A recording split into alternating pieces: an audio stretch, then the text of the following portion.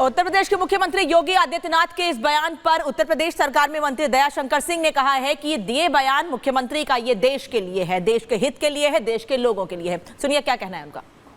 हमारे साथ बात करने के लिए उत्तर प्रदेश के परिवहन मंत्री दयाशंकर सिंह हैं। आइए उन्हीं से बात करते हैं और जानते हैं क्या कुछ कहेंगे। उत्तर प्रदेश के मुख्यमंत्री योगी आदित्यनाथ ने कहा जिस तरीके से बांग्लादेश के परिदृश्य में, और फिर उन्होंने कहा कि अगर हम बटेंगे तो कटेंगे, हमें एकजुट रहना होगा। किस तरीके से देखते हैं इस बयान को? देखिए, एकजुटता में ही ताकत है और देश यदि एकजुट होकर के अपने बुराइयों पर मुकाबला करे तो देश सशक्त होगा और समाज सशक्त होगा। तो इसलिए उन्होंने देश के लिए कहा है। और सदैव माननीय मोदी जी 130 करोड़ हिंदुस्तानियों की बात करते हैं और योगी जी 26 करोड़ उत्तर प्रदेश वासियों की बात करते हैं। और यदि देश और प्रदेश यदि एक एक कदम आगे बढ़ेगा तो देश 130 करोड़ आगे बढ़ जाएगा और उत्तर प्रदेश 26 करोड़ कदम आगे बढ़ जाएगा। तो इसलिए उन्होंने एकजुटता की बात कही है और एकजुटता आवश्यक है, क्योंकि बहुत सारे लोग देश को अस्थिर करना चाहते हैं।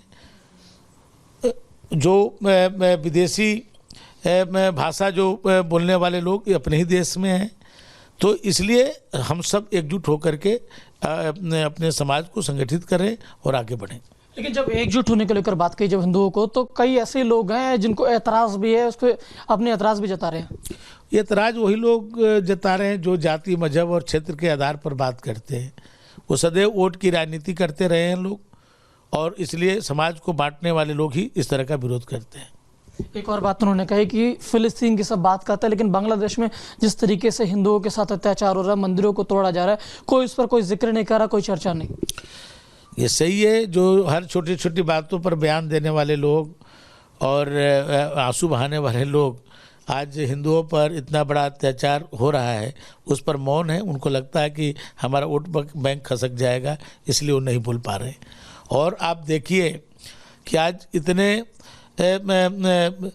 मुस्लिम कंट्री होते हुए भी आज एक मुस्लिम शासक को भी भारत जैसे संस्कृत देश में ही उनको शरण मिल रहा है। ये कितनी हमारी भारत की ये कितनी एक बड़ी विशेषता है कि आज कोई दूसरे संप्रदाय के लोगों को भी सबसे सुरक्षित स्थान कोई मिलता है तो भारत मिलता है। वो चाहते तो अपने उनके धर्म के लोगों की बहुत सारे देश हैं, लेकिन अपना देश कितना लोगों को सहिष्णुता है, लोगों को स्वीकार करने वाला है कि और अपने लोग और उसको जाति और मजहब में बांटने का काम करते हैं।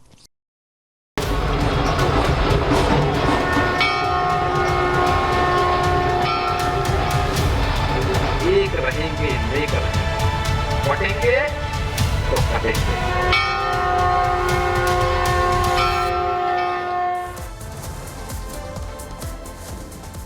चलिए आगे बढ़ते हैं और अब बात कर लेते हैं जन्माष्टमी की धूम की। पूरा देश जन्माष्टमी के रंग में रंगा हुआ नजर आ रहा है, उत्सव हर ओर देखने को मिल रहा है। और इसी बीच आपको बता दें कि उत्तर प्रदेश के मुख्यमंत्री योगी आदित्यनाथ भी आज मथुरा पहुंचे और श्री कृष्ण जन्मभूमि में कन्हैया की पूजा अर्चना की, उन्हें भोग लगाया, उनकी आरती भी उतारी।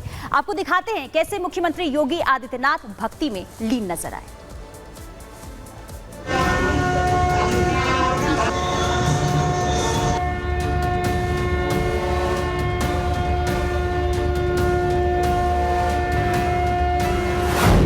सनातन की आस्था के दो केंद्र हैं, प्रभु श्री राम और भगवान श्री कृष्ण। अयोध्या में भगवान राम मंदिर की स्थापना के बाद अब बारी मथुरा की है और ये तस्वीर उसकी बानगी है। दुनिया ने यूपी के सीएम की राम भक्ति देखी, अब कान्हा भक्ति देखिए। मथुरा के 2 दिनों के दौरे के दौरान योगी ने सबसे पहले बांके बिहारी मंदिर में दर्शन पूजन किया और जन्माष्टमी के पावन पर्व पर श्री कृष्ण जन्मभूमि पहुंचे।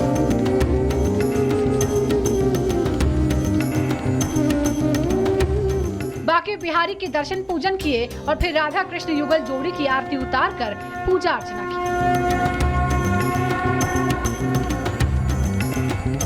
भगवान श्री कृष्ण के 5251वें जन्मोत्सव पर उन्होंने ठाकुर केशव देव का पूजन किया।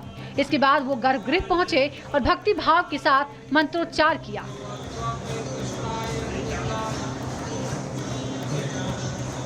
सीएम योगी सीढ़ी चढ़कर मंदिर पहुंचे, राधा रानी और कान्हा की आरती उतारी, चरणामृत लिया, पूरे भक्ति भाव से नतमस्तक नजर आए। इस दौरान मंदिर प्रबंधन ने उनका प्रसादी पटका पहनाकर स्वागत किया। इस दौरान सीएम ने सभी को जन्माष्टमी की बधाई दी। प्रदेशवासियों को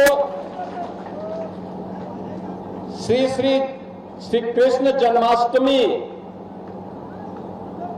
की हृदय से बधाई देता हूं और प्रभु से ही कामना करता हूं सुख और समृद्धि उनकी कृपा से हमारे प्रदेश पर, हमारे देश पर बरसता रहे और जिस धर्म के पथ का अनुसरण करने, जिस सत्य और न्याय की स्थापना का संदेश उन्होंने आज से 5000 वर्ष पूर्व दिया था, हम उस मार्ग का अनुसरण करते हुए लोक मंगल के और राष्ट्र मंगल के इस अभियान के प्रति पूर्ण समर्पण भाव के साथ कार्य कर सके। संदेश साफ है कि अब काशी अयोध्या के बाद मथुरा की बारी है और इस बार जन्माष्टमी पर योगी का मथुरा पहुंचना यही संदेश देता हुआ नजर आ रहा है। Bureau report, Republic Bharat. इसी के साथ उत्तर प्रदेश में आपको बता दें, भूमाफियाओं के खिलाफ में लगातार योगी सरकार का एक्शन जारी है। यूपी पुलिस उन सब की जवाबदेही तय कर रही है जो अपने आप को नियम कानून और व्यवस्थाओं से ऊपर मानते हैं। ऐसे ही समाजवादी पार्टी के एक नेता पर भी अब कार्रवाई की गई है। क्या है पूरा मामला, देखिए इस रिपोर्ट में।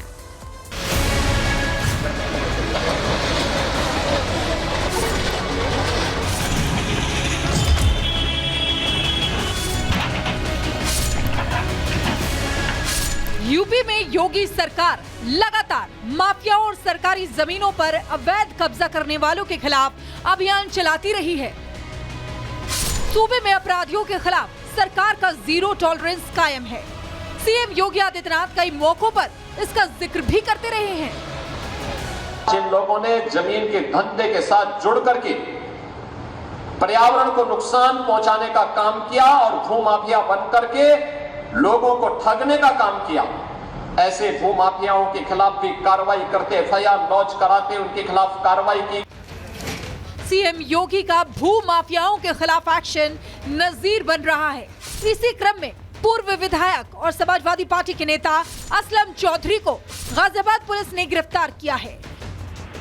असलम पर आरोप है कि उन्होंने अपने साथियों के साथ फर्जी एग्रीमेंट के जरिए करोड़ों रुपए की जमीन कब्जाने की कोशिश की। इतना ही नहीं, जमीन के मालिक से इस कब्जे को छोड़ने के बदले 2 करोड़ रुपए की रंगदारी भी मांग ली। पुलिस को जब इसकी शिकायत मिली तो खुद कमिश्नर एक्शन में आ गए। देर न करते हुए असलम के खिलाफ एफआईआर दर्ज की गई। जांच पड़ताल के बाद आरोपों की सच्चाई सामने आ गई, जिसके आधार पर पुलिस ने चार्जशीट दाखिल की। कोर्ट ने असलम चौधरी और उनके साथी जुनैद टाटा और जुबैर टाटा के खिलाफ गैर जमानती वारंट जारी कर दिया। हैरानी की बात यह है कि असलम चौधरी समाजवादी पार्टी के नेता होने के साथ ही विधायक भी रह चुके हैं और लंबा राजनीतिक इतिहास भी रहा है। आपको बता दें, 2017 में बीएसपी से टिकट मिला। हापुड़ की धौलाना से उम्मीदवार चुने गए, धौलाना से विधायक चुने गए। साल 2021 में समाजवादी पार्टी में शामिल हुए, समाजवादी पार्टी की प्रदेश कार्यकारिणी में भी शामिल हुए। शायद असलम शेख भूल गए थे कि वो यूपी में हैं और उनके मुख्यमंत्री योगी आदित्यनाथ हैं, इसीलिए इतनी बड़ी गलती कर बैठे। लेकिन यूपी में ऐसे अपराधों की एक ही सजा है, वो है जेल की सलाखें। अब असलम वहीं पहुंच चुके हैं। अब उनका भी हिसाब होगा, जैसा सभी अपराधियों के साथ होता है। यहाँ ना वो किसी पार्टी के नेता होंगे और ना ही पूर्व विधायक, क्योंकि यूपी में कानून सबके लिए बराबर है। हालांकि ये कोई पहला मौका नहीं है जब सीएम योगी आदित्यनाथ ने भू माफिया के खिलाफ एक्शन लिया हो। यूपी में बड़े बड़े भू माफिया या तो आज जेल की सलाखों के पीछे है या फिर उनका काम तमाम हो चुका है। यही वजह है कि सीएम योगी का अपराधियों के खिलाफ ताबड़तोड़ एक्शन लेने का जो तरीका है, उसे दूसरे राज्यों के मुख्यमंत्री रोल मॉडल की तरह अपना रहे हैं। लेकिन यहाँ सवाल कायम है कि अगर सफेद पोश का चोला पहने लोग ही जनता की जमीनों और उनकी संपत्तियों पर कब्जा जमाने लगेंगे तो न्याय कैसे होगा? उस शपथ का क्या होगा जो उनकी तरफ से संवैधानिक पद पर बैठने से पहले ली जाती है? Bureau report, Republic Bharat.